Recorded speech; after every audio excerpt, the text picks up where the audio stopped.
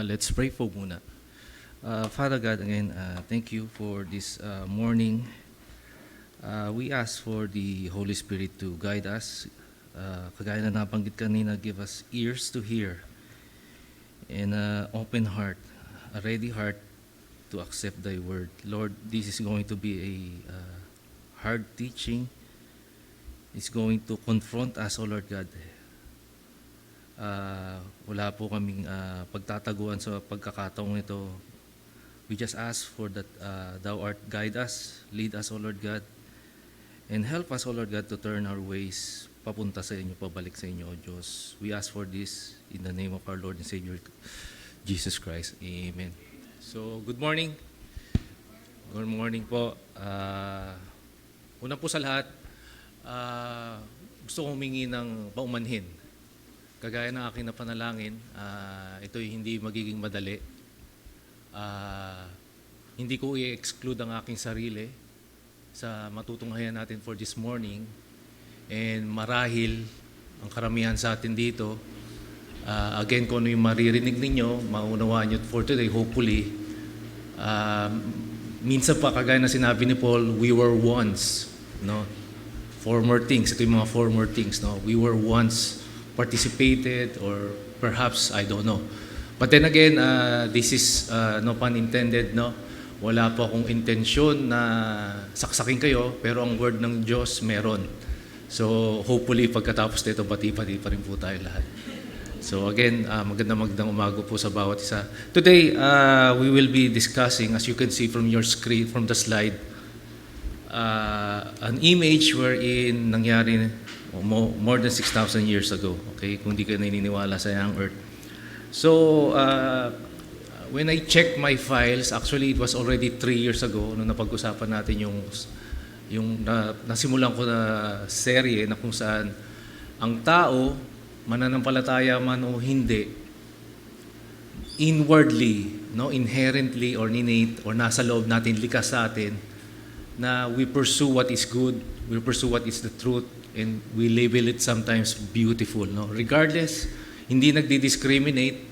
Yes, our nature is fallen. We are sinful beings, so to speak. But thank God, we are already redeemed. So this morning, tutunghayan po natin, please po, sige. Okay, so again, medyo siguro sa iba dito, natingin nyo pa lang, no? Teka. Parang iba ata ito napuntahan ko ngayong umaga na ito. Di ata ito church. No? But then again, I would like to thank the Lord for my the boldness na binibigyan niya sa atin. And earlier kanina nabanggit ni Pastor na wala pa in his very long life na narinig na may ganitong klaseng tatalakay na paksa. Again, the series is all about the good, the truth, and the beautiful. No, as you can see from sa slide na nasa kanan ko, sa kaliwa ninyo, as you can see from the title itself, medyo yun nga parang nagtataka kayo ba't kayo na dito. But then again, kung ano yung nakikita nyo, yan na rin po yun. So with that, please, slide po. Just to give a quick walkthrough kung ano yung mangyayari for today. Again, allow me to read again the scripture na nabasa kanina ni Sister Gemma. And we will discuss a couple of things before I proceed with my main points. Okay? Sige po. So allow me, hindi ko na kayo po tatayin. Let me just read it in English this time around. Yung nabasa natin kanina. So verse 24 ng chapter 2, let me read in King James. No? Therefore shall a man leave his father and his mother, and shall cleave unto his wife, and they shall be one flesh. And they were both naked. The man and his wife were not ashamed. Sa chapter 3, 6 to 11, sinabi doon, quickly I'll read, no? And the woman saw that the tree was good for food, and that it was pleasant to the eyes, and a tree to be desired to make one wise.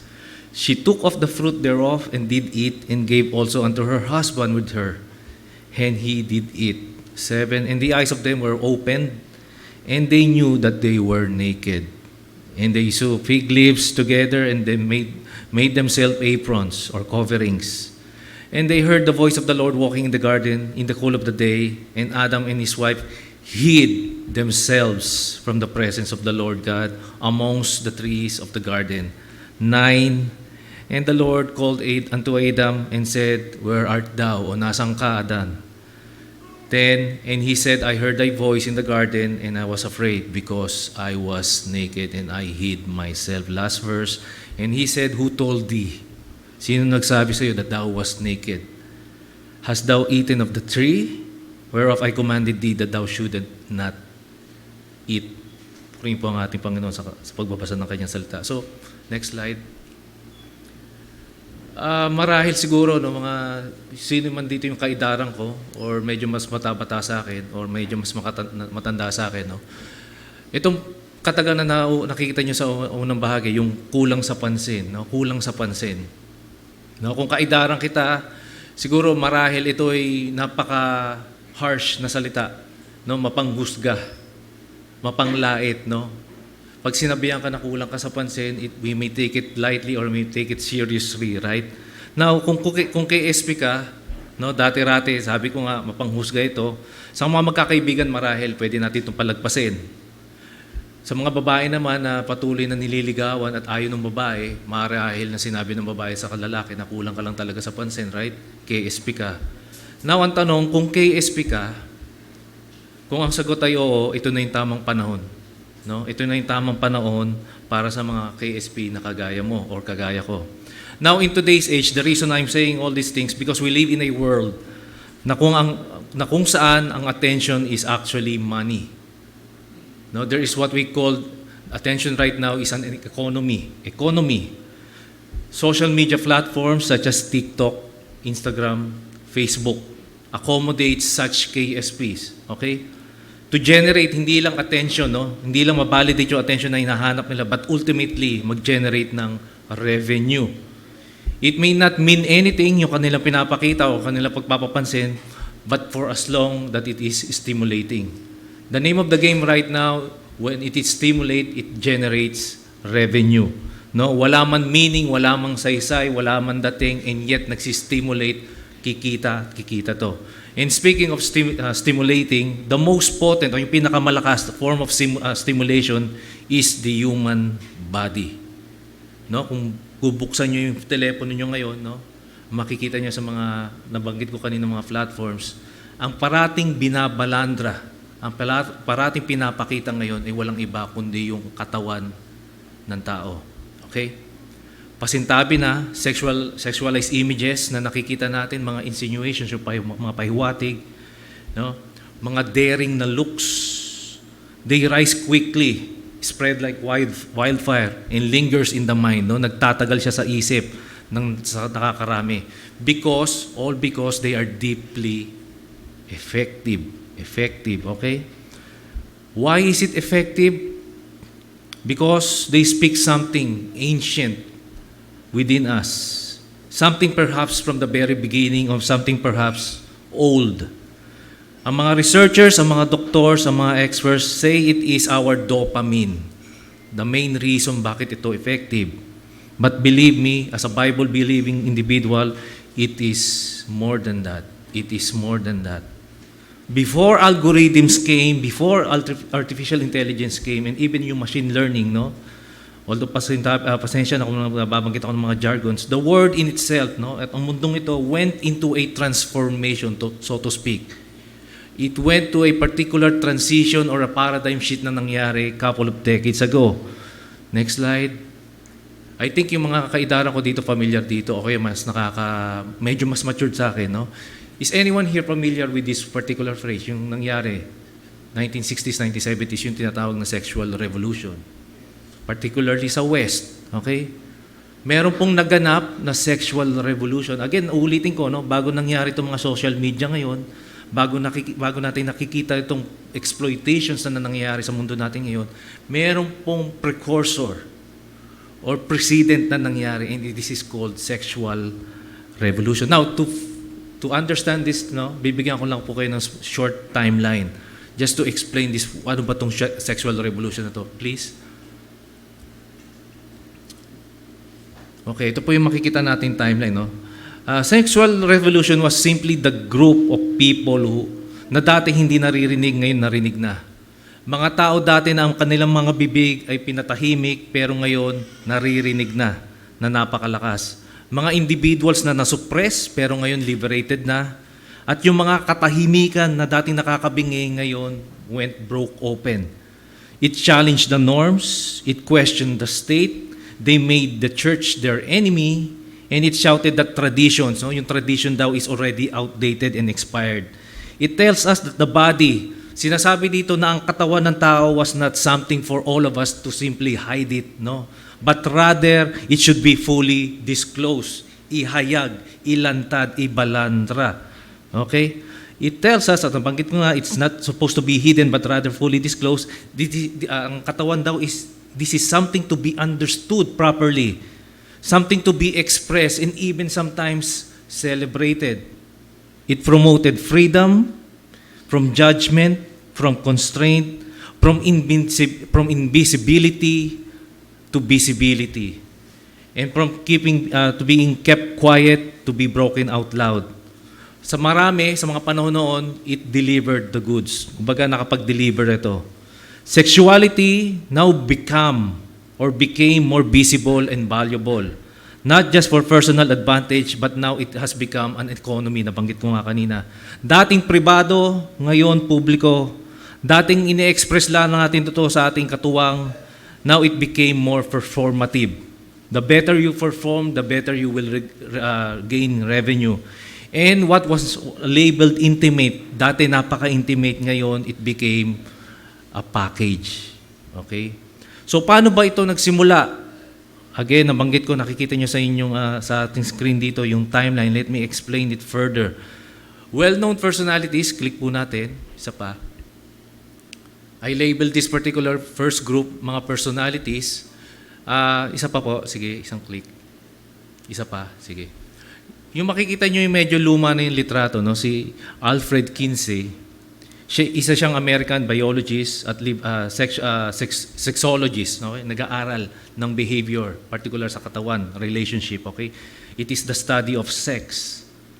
He founded the Institute for Sex Research at Indiana University. Sikat siya sa pag-liberate ng female sexuality, okay?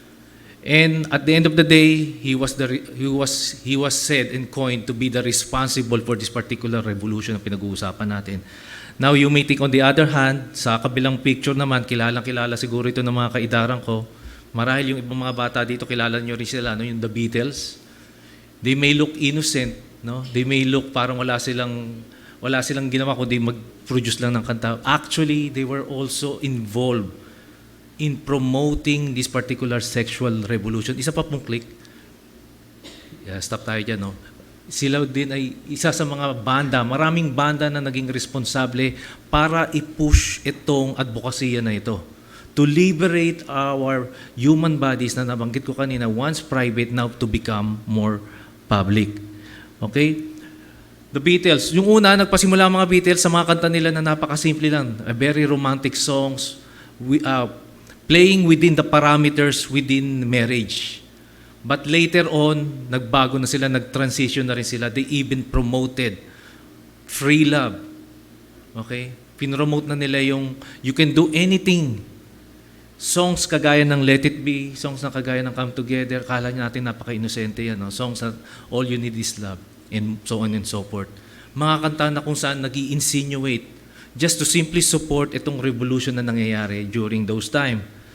And another, sige po, this happened by the way from 1950s to early 1960s. And then in the mid-60s, early 60s rather, meron, ito naman tinatawag kong prescription. Okay? Prescription drugs. Isa pong click. Sa panahon na ito, dito na umpisa, dito na discover, dito nagawa ang pinakaunang contraceptive. Yung birth control pills. Okay? Dito nagpasimula. Anong ginagawa ng birth control pills? Obviously, control. Nandun na nga yung word. Kinokontrol niya yung reproductive ng kababaihan. And not only that, yung kabilang picture naman, nandiyan naman yung na-discover din, nagawa rin, na-inventor rin, na-promote din, na-approve din, yung tinatawag na antibiotics. Antibiotics, alam natin, it decreases the level of risk of being infected, no? Mga sexually transmitted diseases na meron sa ngayon at even noon. Kumbaga, itong prescription drug, yung insinuation ng mga tao na banggit ko kanina, yung mga kanta ng mga banda na kung saan pinopromote ito, then dagdagan pa natin itong mga drugs na to, ano sa tingin nyo mangyayari? Will they still stick to the traditions na matagal na natin ini-embrace, or they would rather do the opposite? Okay? And then, isa pa pong click. This happened, by the way, 1960s. Pa-click po.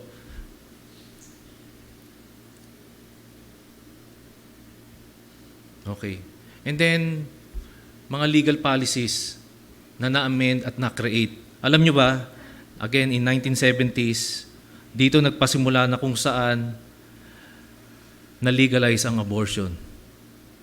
Okay, na-legalize. Dati, criminal ito, pero nowadays, during that time, up until 2022, at least sa US, na-legalize ang abortion. Okay? But on this particular period in time, imagine na pwedeng kontrolin ng babae from the very start na hindi na siya mapagpatuloy na mabuntis. And even to the point na kung saan nabuntis na nga siya, pwede niya pa rin itong pigilan through the means of abortion. So there were policies that were amended at the same time created just to simply support itong pinupush na propaganda na ito. And this is basically what took place. Nagkaroon ng legality yung abortion, at the same time tumaas ang rates ng divorce. Okay, lumaganap. Maraming naghiwalay, hindi lang sa salita, hindi lang sa gawa, maging sa kasulatan. Okay, divorce rates went high. And then, next click po. Hindi lang yan, hindi pa tayo natatapos, okay? Sige, sige pa po. Hanggang sa susunod na picture. Sorry, na-late lang yung ano. And then, I call this one pride. Habang nangyayari itong mga bagay na ito, habang nakikinig ng music yung iba, habang yung iba nagdedebate na dapat ganito ang gawin natin, habang mga legislatura natin na gumawa ng mga legislation just to simply promote it, meron namang mga activists or may mga movements na nangyayari, and I call this one pride movement. Na akala natin, ngayon lang natin naririnig itong pride movement na to, but actually it already happened way back. No? And in fact, itong feminism na nakikita nyo ngayon, this is what they call the second wave of feminism. Kasi yung first wave, nagkaroon na ng pagkakataon or nagkaroon na ng rights ang mga babae na magtrabaho at the very same time bumoto.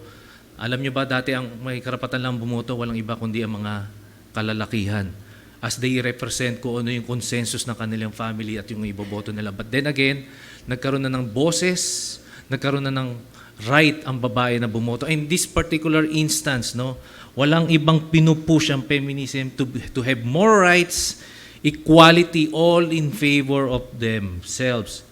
And then on the other hand, akala natin ang same-sex marriage, pinag-uusapan lang yun. Actually, it already happened way back before. Same-sex marriage were allowed to be conducted legally. Okay, legally. But then again, last, yung sa pinakahuli sa timeline, hindi rin naman natutulog ang Diyos. Okay? Just to answer Gary Valenciano, no? Nagkaroon po ng immediate judgment. So what do I mean by this? Marahil sa iba hindi nyo tatanggapin na judgment to, but it is actually, if you read particularly the book of Romans, no? In 1981, the first patient was recorded na merong AIDS. Then in 1983, the first HIV patient was, again, reported. So magtataka kayo, dapat nauna yung HIV, no? Versus sa AIDS. Alam naman natin yun. Ang di lang nila nare-realize na matagal na pala yung mga tao na to na nagkaroon na ng HIV na hindi na lang nila napapansin. Okay? Yes, it was in 1981 that the first AIDS patient was recorded. Then 2 years later, HIV naman. Ang hindi nare-realize ng mga tao during back then, sa mga panahon na ito, na yes, gumagawa ang tao ng mga ganitong revolusyon, pero at the very same time, ang Diyos, hindi kailanman nalulugod. Okay? So isipin natin now, alam niyo yung history kailan nagpasimula? During the early 1980s. Immediately, there was a divine judgment that took place. Para lang papalaahanan ang tao na teka lang, sumusobra na ata tayo. Okay, the late Pastor John MacArthur next po. the late Pastor John MacArthur, kilala ng marahil ng iba ito, ng marami perhaps, he framed this, no? That wasn't a medical crisis, itong AIDS, no, in particular, but he framed it as a warning and a call for repentance. Para sa kanya, it was a divine form of judgment. No, hindi to biro-biro, ito'y talagang judgment dahil sa ginagawa ng mga tao noon. Now, fast forward to this particular day, ang social media, no, yung favorite natin, has simply amplified or pinalakas niya lang, in-enhance niya lang, inaugment niya lang itong sexual revolution na nangyari noon. Kung dati-rati, offline, ang mga tao kailangan kumilos physically. Ngayon, we can achieve things through what? Online. No? Ang ginawa lang ng social media is to simply digitalize everything that went or that took place before. Okay? Kumbaga, binabanggit ko, 50, 60, 70, 80 years ago, ito nangyari on a physical level. But this time around, kahit nakaupo ka, kahit nakatambay ka lang sa bahay ninyo, you could actually still participate and promote and advocate for this particular endeavor. Nagigets po ba? Thank you. Now, ang social media, he didn't or it didn't invent the commercialization aspect of this sexuality. Again, like I said, but it accelerated and automated it. Social media, again, at the end of the day, just simply optimize and later on, ayan na, nakikinabang na monetize. No, pinagkakakitaan na natin yung isang bagay na kung saan dati ay pribado. Pasensya na, paulit-ulit ako, pero dati pribado, ngayon, ilantad nyo na, kikita pa kayo. Hindi pa ako nagbebenta. Okay. Now, personalities during this particular time embrace this agenda. No, niyakap nila to. And not only limited to antibiotics, but also mga prescription drugs na nabanggit ko. Even up to this very point, patuloy na nagde-develop just to simply contradict what the Lord God has commanded us not to do. Numerous drugs are still being created. Polisiya or policies, up until this very point, binabalik nila, gusto nila uling illegalize ang same-sex marriage. Galit man kayo kay Donald Trump o hindi, siya actually yung responsible person para matigil itong mga bagay nito. Now, may I suggest an answer as to why, bakit ba itong sexuality na to ay nananatili or nagpapatuloy? No? May I suggest an answer as to why this particular influx of sexuality continues to happen on a faster rate. Gusto nyo bang sagutin ko bakit nangyayari itong mga bagay na to? Sure? Okay, thank you. Again, men, tayo, no, ako, kayo, si pastor, lahat kayo na nakikinig, even sa inyo, sa inyong mga tahanan, we are totally depraved, no? Maririnig nyo madalas sa akin yan, maririnig nyo kay pastor yan at sa ibang elders. We are totally depraved, whether you like it or not, unable to come to the truth on its own. No? Hindi natin kaya talagang lumapit on our own sa katotohanan. We are all fallen nature.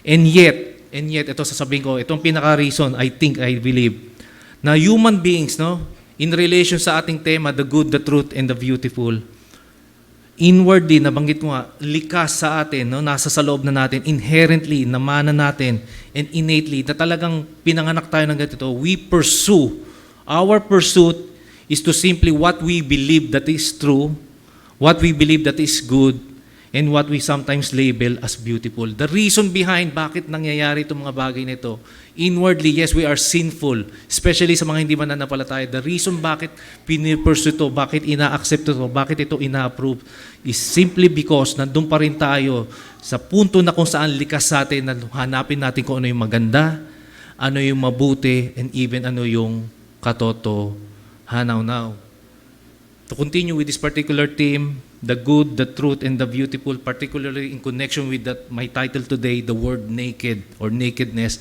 let me just simply give you 3 observations na gusto ko pang i-elevate ang ating pag-uusap ngayon particular morning. So 3 observations concerning the word naked or nakedness. So tanungin niyo yung katabi ninyo, no? Number 1, no? Number 1, sige po.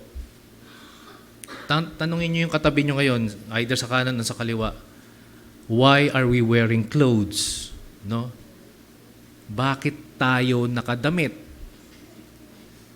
Okay lang, tanungin nyo. Di ba? Bakit tayo nagdadamit?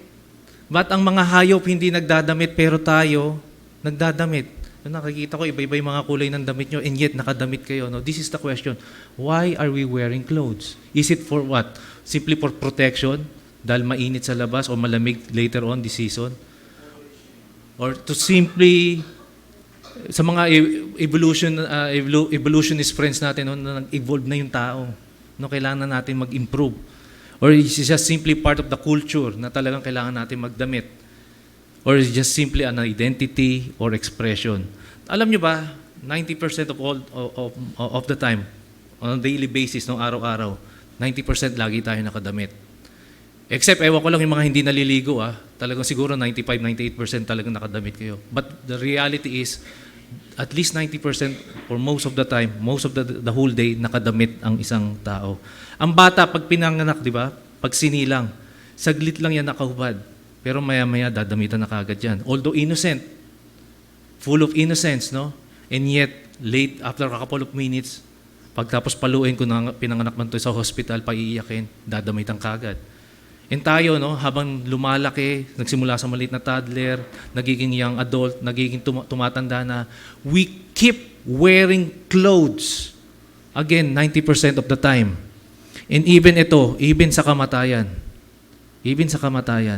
bago nating i-depart itong mundo na ito, bago tayo sunduin, ano yung makikita sa atin? Hindi lang yung nakahimlay na mukha, pati nakadamit pa rin tayo. Now, going back to my question, why do we wear clothes? Pastor, huwag niyo sagutin.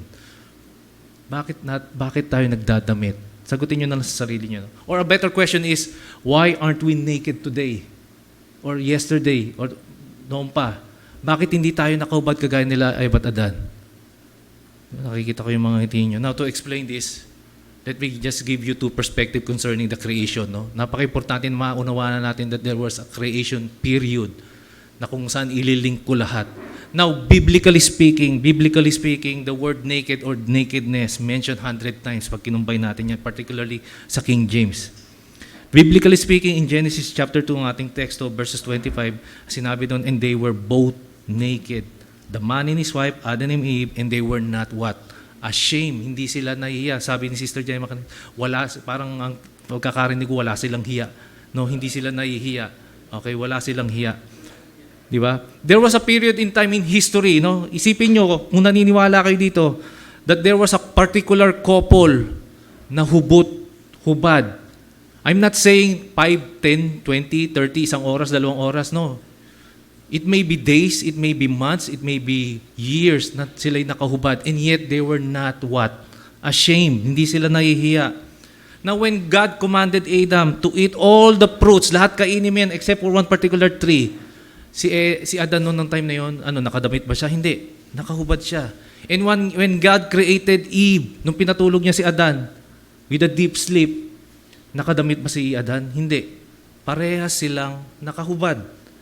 Hubad si Adan nung natulog, hubad siya nung nagising, nung na-create niya, ng Diyos si Eva, nakahubad din si Eva. And even to the point na sinabi na ni Adan sa kanya na, bone of my bones, flesh of my flesh.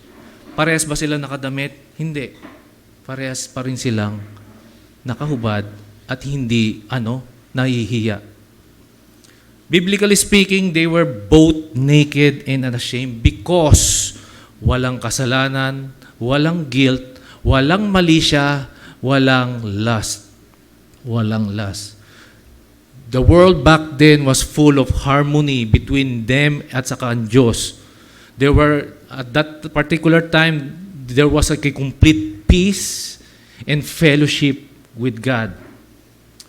That is what the Bible says about naked and nakedness. How about historically speaking? Next po. Historically speaking, I'm referring to confessions ng church and at the same time yung church fathers. Sa isang confession, particularly sa Westminster Confession of Faith, sinasummarize doon that both Adam and Eve were created in God's image and they were naked and unashamed. Again, nire-emphasize nung mga na tinalaga ng Diyos na magpagal para tayo maturuan for to this particular period in time na sinasabi noon na sila Adan at Eva, hindi lang sila nilikha sa kawangis ng Diyos, sa imahe ng Diyos, bagkus nilikha rin sila ng walang saplot. at hindi sila kailanman nahihiya. At sinabi pa doon, they were created in a particular condition of original, or pristine, righteousness, freedom, fellowship with God, yet with the possibility to fall. Magkasalat, malaglag, okay? Ito yung diniscuss ko a couple of months, yung posse fecare. Now, how about yung church fathers? Sinabi ni John Calvin doon that there was simply nothing unbecoming or was unbecoming. Ngayon may nare-receive tayo ng mga memo sa opisina, no? Conduct unbecoming, no? Hindi man necessarily naguhubad tayo, but something detrimental sa kumpanya na kung saan hindi na talaga siya acceptable. But that time, sinabi ni John Calvin, nothing was simply unbecoming. Wala. And another couple of reformers wrote that there was real no reason for them to hide. Wala silang dahilan para magtago. Hindi nila kailangan magmanipula o walang mistrust during those times, no mistrust issues. All in all, they both echoed yung sinasabi ng Biblia about their nakedness. It was simply a reflection of their purity, a reflection of holiness, a reflection of righteousness, innocence, and simply perfection. But in chapter 3, everything changed in an instant. From being good, it went bad. It went bad. In Genesis chapter 3, verse 7, basahin ko lang, no? And immediately their eyes of them were both open, and they knew that they were naked. Click po. Okay, stay lang tayo dyan. Okay. They were both naked. Alam niyo yung first na conscious act, nakikita niyo na rin naman, no? Pinaka-first conscious act na ginawa ni Adan at Eva nung nalaman nila, naunawaan nila na sila'y hubad, anong ginawa nila? They went into hiding. Nagtago na sila. They went behind the trees. Suddenly, they were embarrassed and ashamed. They hide from Him not to see them, what? Naked. They fled from God's presence instead of running towards Him for safety. Anong ginawa nila? First conscious act, they went into hiding. Nagtago sila. Suddenly, for the very first time, they have evil thoughts in their minds na hindi pa kailanman nila naranasan. Suddenly, they realized that they have sinned against God. Suddenly, they were conscious of evil.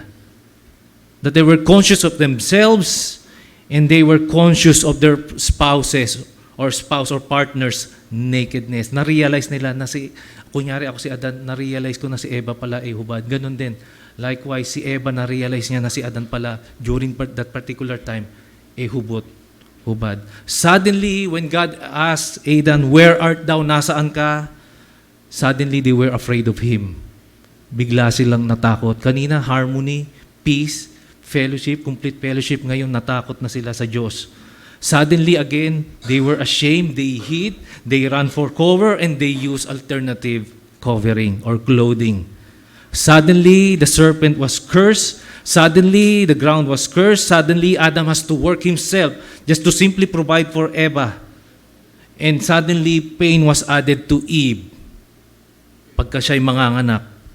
And even she has to submit 100% completely sa kanyang asawa. All of a sudden, nangyari ito because they all fallen. Okay? They went into hiding.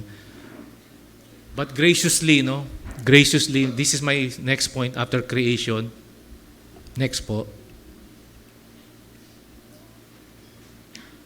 God, despite kung ano yung nangyari noon, God gave them or provided for them a covering.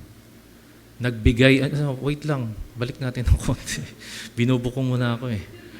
Gusto ko pa mag-explain. Ang biyaya ng Diyos, kailanman hindi natin matatawaran, no? Marahil sa nag-aaral ng gusto, alam natin ang galit ng Diyos during this particular... Actually, dito nangyari lahat ng kabalastugan ng tao. And yet, God provided a covering para kay Adan at Eva at sa atin na rin. Subsequent generations. Then sige po, okay na po. Sorry. First and foremost, the first act of God's covering is He provided His first act of mercy. An act of redemption. No? Niredeem niya kagad si Eva at Adan. No, pwede naman niyang gawin, no? Sige, hindi kayo nakinig, papatayin ko na kayo, just like what he mentioned, no? You will surely die. Kung kakainin mo to, you will surely die. Spiritually, yes, but physically, hindi. What God did was an act of mercy. Ni-redeem niya si Eva at Adan. Okay? God covered them with animal skin. Animal skin, ha? Hindi plants. We must remember, animal skin yung ginamit para pagtakpan ng Diyos ang kanilang kahubarang katawan. God covered them with animal skin. And this is the first time na makikita natin an act of sacrifice. A first blood sacrifice, to be specific. This is a symbol of payment, a symbol for atonement for sin, kabayaran sa kasalanan, absolution, and even substitution, na which later on makikita natin sa gospel. A covering that completely covers their shame. Covering na tatakpan yung kanilang kahihiyan. All of a sudden, ang kanilang embarrassment at ang kanilang guilt. A covering that will permanently remind them of their sin sa Garden of Eden. And yet, God acted in what? In mercy. By providing a particular, acceptable, suitable covering or clothing para kay Eva at Adan. A clothing of restoration of dignity, so to speak, albeit or however, although hindi fully restored. It was a sign of continuous care, sabi nga ni John Calvin, no? Sabi niya, it was a sign of continuous care. Ang daming dahilan ng Diyos para magalit sa kanila, and yet nag-care pa rin yung Diyos sa kanila despite of the judgment. Sabi naman ni Luther, ang animal skin simply represents death and sacrifice. God's covering is actually a picture, a complete and exact complete picture of His great plan for salvation sa atin. That whosoever put his faith in His Son will be clothed. No? Tayo na nananampalataya, tayo na nagsasabi na tayo mananampalataya are already being clothed. A different cloth compared to sa nangyari before. Binibisto mo kagad ako eh. Okay? Balik lang natin. Itong cloth na to, a perfect covering, yung cloth of alien righteousness na tinatawag, during that time nila Eva at Adan, when they were covered by God, there were also some sort of forgiveness na nangyari, justification at least, but not fully atoned, because later on they will be atoned by the sacrifice of our Lord and Savior Jesus Christ. In other words, no, yung covering na to is just simply a prototype of what is to come, or a foreshadowing kung ano talaga yung mangyayari later on, no, after 4,000 years. This is simply a picture of Christ's person and Christ's work. Now, another covering na binigay ng Diyos, sige po, pwede nyo na akong ibisto, is marriage. Now, teka lang, anong connection? No, what's the connection? No, nakikita nyo dyan. What's the connection between God's providing a covering, yun na nga yung pananamit, and then now marriage? Anong connection? Sinabi ni R.C. Sproul, there is this particular nostalgic desire no, sa atin. Alam niyo yung nostalgia, no? Nostalgic, very popular word nowadays. Within us, to find a particular place where once more, ulitin ko, once more, we could be naked and unashamed. Sinasabi niya, meron tayong desire sa kalooban natin na bilang tao, gusto pa rin natin bumalik na kung saan pwede tayo hubad at hindi nahihiya. God provided a particular covering just to simply go back to where it once was. Nagets nyo? A place where we could be known. No? Sinabi ni R.C. Sproul, the late R.C. Sproul, without a mask, without hiding, and without guilt.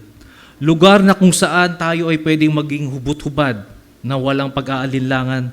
Panahon na kung saan hindi tayo makokonsensya, na alam natin sa kaisip-isipan natin, sa puso natin na hindi tayo nagkakasala. Pagkakataon na hindi kailanman magagalit ang Diyos, bagkos malulugod pa siya.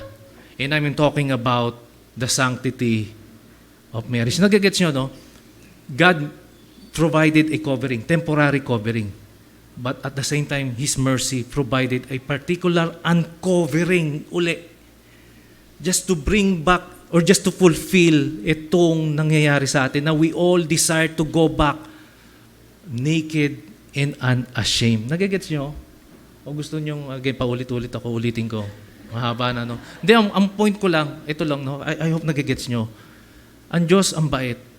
Kinovera niya tayo, tinakpan niya yung kahihiyan natin, and yet, He allowed us, He gave a particular place, an avenue, a platform, a lokal, sabi nga, na kung saan pwede tayo uling maghubad at hindi kailanman mahiya.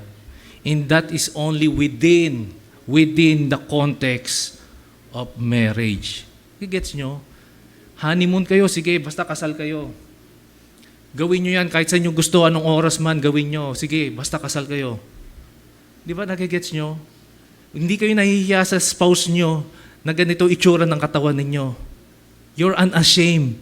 And then binabalandra nyo pa. And yet, walang konsensya na kayo ay nagigilty. Nagigets nyo?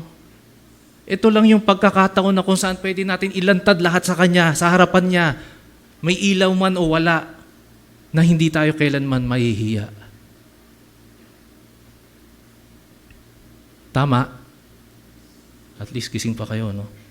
Nakedness in marriage is just not simply the absence of clothes or for utilitarian purposes, no?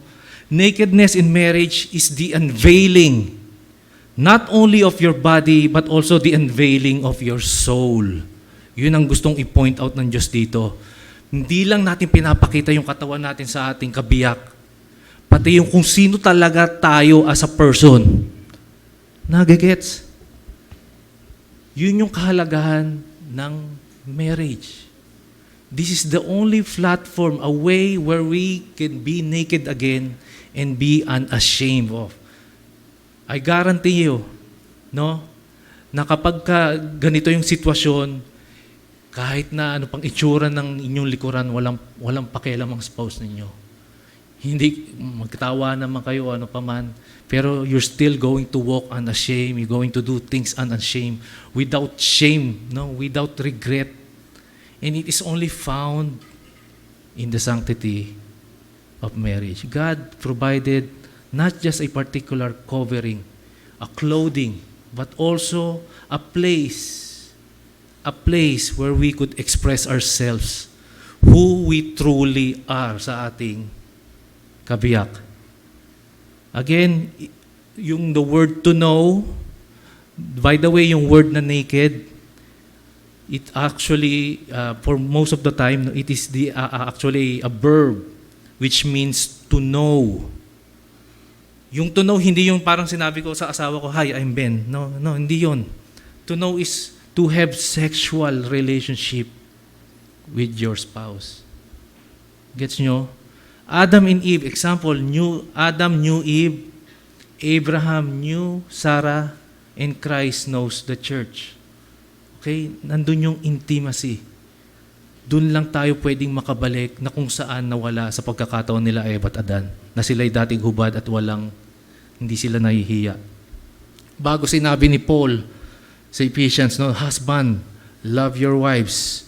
Ang mandato sa Genesis, sa early part ng scripture is, husband, know your wives. Bago mo siya mahalin, know her first. Baligtad, no? But that was the mandate before. Some have said, no? May nagsabi ng isang pastor, the chief business of marriage, pinaka bottom line ng marriage is all about knowing each other in the context of grace. No? Yun lang ang binigay na provision ng Diyos na kung saan pwede natin ilantad lahat sa Kanya. Okay? Within the context, within the parameters or the perimeter of marriage. The coverage, by the way, of marriage, hindi lang ito limited sa mga mananampalataya, sa mga nakikinig sa inyo sa online o dito sa offline. No? Ang extension, in-extend ng Diyos yung kanyang coverage of the sanctity of marriage sa anumang batas, sa anumang bansa, anumang nasyon, democratic man to, theocratic man to, republic man to, civil or church wedding, or even any other belief system na meron that the world knows. Lahat ng pribilehiyo, lahat ng provision, lahat ng protection, igagawad ng Diyos within this particular covering or the covenant of marriage. Believe it or not, God blesses all types of marriages because it is rooted and it is grounded in creation. Babalik tayo sa creation, no? Kung ano yung binigay ng Diyos kala Eva at Adan, representante lang naman natin talaga sila. Kung ano yung pribilehiyo, kung ano yung karapatan, kung ano yung proteksyon na igagawad ng Diyos sa kanilang dalawa, ibibigay ng Diyos yun sa lahat. Hindi lang sa mananampalataya, maging sa hindi mananampalataya, noon, ngayon, at sa magpakailanman. Because He instituted marriage. And when I say He instituted, He will bless it, He will protect it, He will provide for it. Dito sa Pilipinas, no, madalas kaming nanonood ni Mrs. ng isang palabas na kung saan puro reklamo yung asawa, yung babae, no, sa kinakasama niya na may banggitin ko lang na for the sake of discussion, sabi ng babae, 13 years na sila magkasama. Meron na silang ganitong anak, and yet nagpakasal yung lalaki sa iba. Nagre-reklamo siya kasi ganito ang tagal na namin, may anak na kami, lahat, ganyan, dami ko sinakripisyo, lahat binigay ko, lahat, ganyan. Pero ang tanong sa kanya ng judge, ang tanong sa kanya ng attorney, kasal ba kayo? Ang sagot ng babae, hindi po.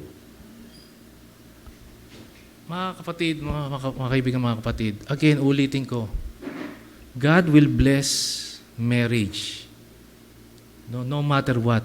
Kaya ang mga institution, kaya ang mga polisiya, nabanggit ko na to sa constitution natin, number 1, family code.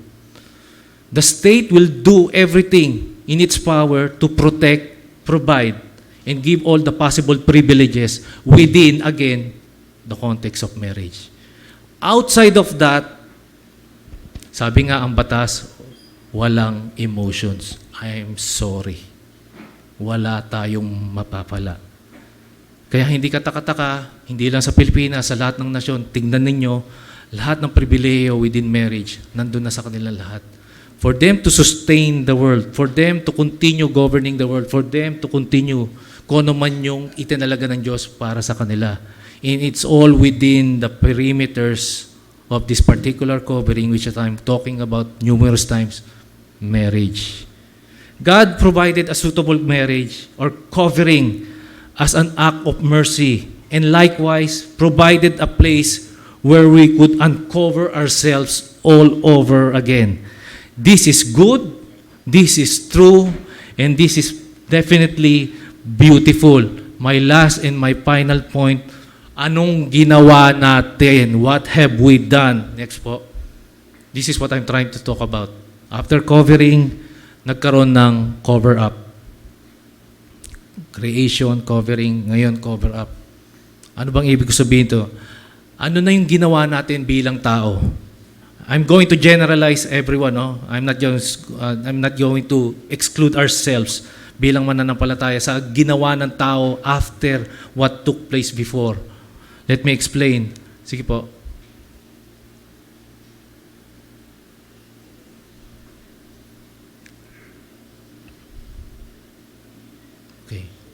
After the fall, or since the fall, marriage did not merely weaken.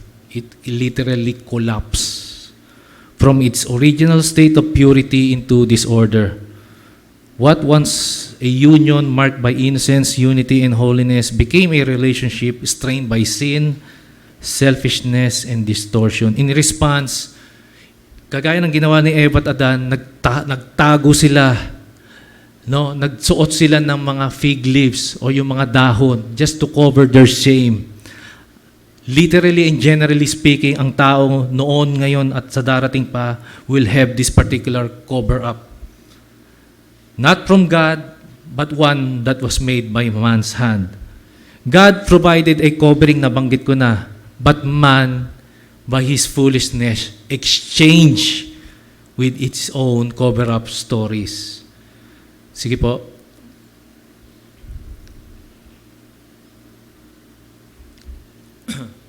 Ito na po yung nabanggit ko kanina, no? Pasensya na po.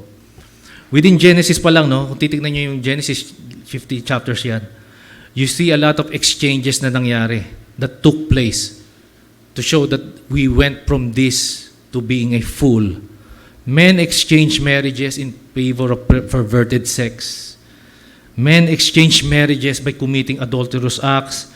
Men exchange marriages with homosexuality. Men exchange marriages with fornication. Men exchange marriages with rape. Men exchange marriages with prostitution, incest, and even seduction. Ito yung pinagpalit natin sa covering na binigay sa atin ng Diyos na libre.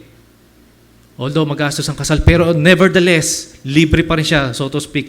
Pero itong anong ginawa ng tao sa Genesis pa lang ito, no? Pinagpalit niya lahat ng mga pribilehiyo, protection na yon, kapalit ng mga nakasaad dyan sa slide na nakikita nyo. We went for a long-term solution into a short-term fix, so to speak. Pinagpalit natin yung panghabang buhay sa panandaliang ligaya. Nagigets natin? All within the book of Genesis, showing how quickly corruption has corrupted both Adam and Eve and mga subsequent generation. They eventually fell. And today, isa pa pong click, nag-expand lang ito. Mas lalo pa tong lumaganap. No? Sige po. Mga hindi pa kinakasal, we cannot wait for marriage. No, we exchange yung potential ng marriage in exchange for this particular activity. Sa mga kasal, no? Again, we destroy our marriages with extramarital affairs. We dishonor marriage by engaging in casual hookups. We exchange the truth about God for a lie. Nakala natin liligaya tayo, kapiling siya. We traded the sanctity of marriage in exchange for what? For prostitution. We neglected marriage in return. We immerse ourselves in pornography. We bypass the importance of marriage in exchange for what? Mag-live-in na lang tayo. Wala tayong pera eh. Ganon din naman. Again, sige mag-live-in kayo. Again, mga kapatid, no, humingi ako pa no. Ang sinasabi ko lang dito, marahil i-echoan ako ni Pastor, ang kahalagahan ng sanctity ng kasal. Si Pastor, willing and able na magkasal siya. Kami hindi. Pero ang sinasabi lang namin, and I do represent the whole body of elders here, na ituwid natin, itama natin. Kasi lahat ng proteksyon, lahat ng pribilehiyo, lahat ng karapatan, ibibigay sa inyong buong buo. Wag lang natin ipagpalit, wag lang natin i-exchange yung covering na binigay na niya ng Diyos sa atin. Wag natin pahintulutan na unahin natin sarili natin na okay na yan, no? Wag lang dito yung pag-iisip natin. Higitan pa natin na imagine kung tayo ay ikakasal, civil man o hindi, or ano yung tawag sa yung maramihang kasal? Kasalang bayan, no? Siguro kasalang region na, no? Kasi ang punto de vista dito, no? Pinagpalit, ginawa nating cover up yung foolishness na meron ng tao sa mga bagay na nababanggit ko kanina lang. Nagagets nyo? Again, kagaya ng sinabi ko kanina ng disclaimer, I'm not going to exclude myself from all of these things, no? But I'm already forgiven. And I'm actually relying heavily sa Holy Spirit to continue sanctifying our works, our ways towards the conformity of the image of His Son. Again, mga kapatid, these are just the same cover-up story ng tao that started way back in Genesis. Nag-expand lang siya ngayon. Na-repackage lang siya. But bottom line is just simply the same. Sabi nga sa Arabic, sawa-sawa. Man simply, by virtue of its fallen nature, has exchanged the truth of God for these particular lies, foolishness. And dito po tayo magtatapos. Sabi ko nga sa inyo, sana magkabati-bati pa tayo mamaya. Lastly po, another cover-up. Napansin nyo yung ginawa nila Eva at Adan nung sila yung nagtago. Ano yung pinang-cover nila? Sige po. Fig leaves. Dahon. Itong dahon na to actually, kung pag-aaralan nyo, is just simply an excuse. Okay? Sinabi sa Genesis chapter 3 verse 7, let me just read it again. Then the eyes of both were open. Mata nila nabuksan. And they knew that they were naked. And they saw, or they went to clothe themselves with fig leaves. and they made themselves, yun nga, cloths. Again, fig leaves in Scripture symbolizes human works. Human works, no? Gawa lang ng tao to. But God hasn't accepted this. It simply represents, yung fig leaves, it simply represents shame. It represents concealment. It represents guilt.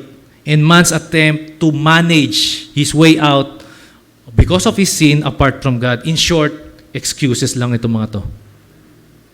Yung fig leaves na kinover nila Adan at Eva during that time was simply an excuse for their guilt, for their shame, for their embarrassment. But in reality, this is simply an excuse before a holy and righteous God. Sabi ni Martin Luther, ito ay simply hypocrisy lang at self-justification, o ito yung tinatawag natin self-righteousness. We cover ourselves with self-righteousness just to simply excuse deep inside na alam nating mali tayo. Alright? Fig leaves are simply man's righteousness. Other reformers have coined this as the beginning of religion without God Himself. Today, ngayon po, people still uses these fig leaves na binabanggit ko. They just simply repackage it na hindi siya magiging offensive. But in reality, no, this is just simply excuse. And speaking of excuses, again, dito na po tayo magtatapos. I have 3 particular excuses na ginagamit ng tao ngayon just to simply cover themselves up. Not running towards God, but running more further away from God. Ginagamit ng tao ngayon yung word na love. This is the number 1 excuse na ginagawa ng tao. Number 1 fig leaf. Na mahal ko siya eh. I can be naked with him or her, no, without shame, without being shameful. Mahal ko siya eh. Are you married? Mahal ko siya eh. No, my question is, are you married? Mahal ko nga siya eh. Another excuse. The pursuit of happiness. Dito ako masaya eh. Masaya ako rito eh. Ba't mo pipigilan yung pagiging masaya ko? Nagigets natin mga kabataan. I'll be direct. Dito ako masaya. Mahal ko siya eh.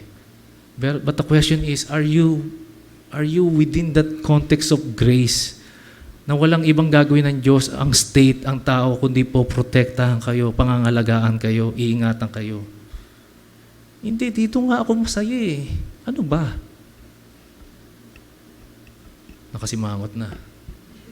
And then lastly, instead being accountable, instead of taking the responsibility,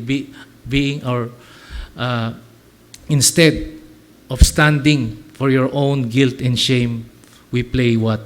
The victim game. Magagawa ko.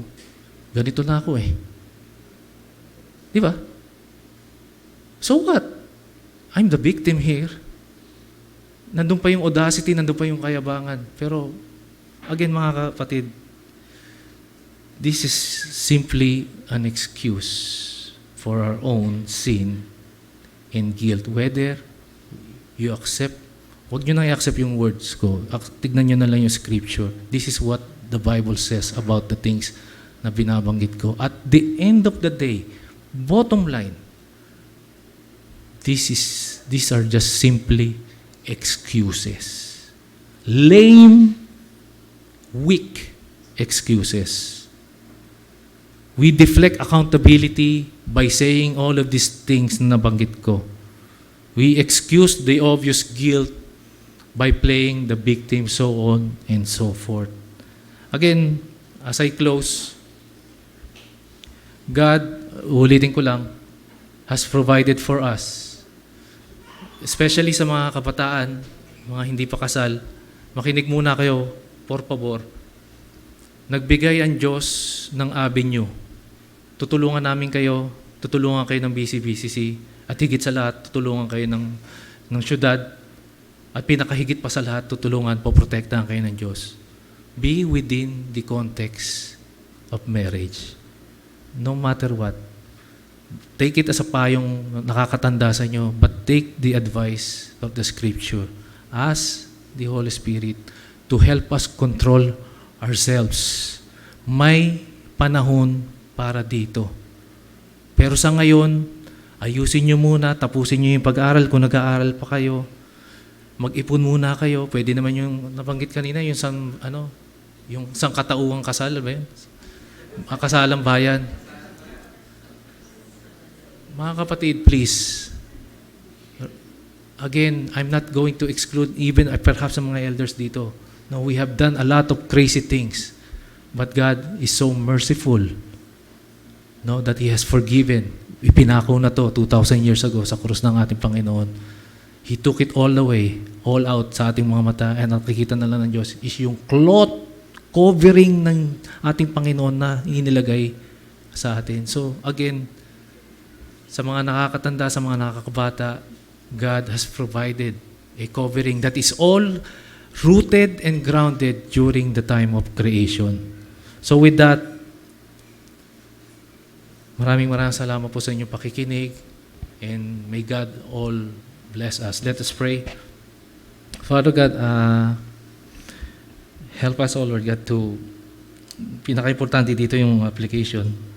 It doesn't really matter kung naunawaan namin o hindi. But then again, we just simply wanted that you all help us, even mga kami na nakakapaloob sa kasal, that we continuously, O Lord God, respect and honor, O Lord God, not just our body, but honor your word. We ask for your Holy Spirit, O Lord God, to help us be a exemplary model, O Lord God, sa harapan ng mga nakabata pa, na there is truthfulness, there is provision, there is protection, there is blessing sa sanctity ng kasal. Lord, help us as we move forward, that this is indeed, ang kasal is indeed good, indeed truth, and indeed definitely and absolutely beautiful. Lord, we ask for your guidance all throughout. Gabayan niyo po ang mga kabataan, that they may flee from youthful lusts, that they may contain themselves sa ngayon, and they may put themselves, O Lord God, being naked and unashamed sa tamang oras, tamang konsepto, tamang perimeter of marriage. Again, Lord, we all ask this in the name of our Lord and Savior Jesus Christ. Maraming salamat po. Amen. God bless po.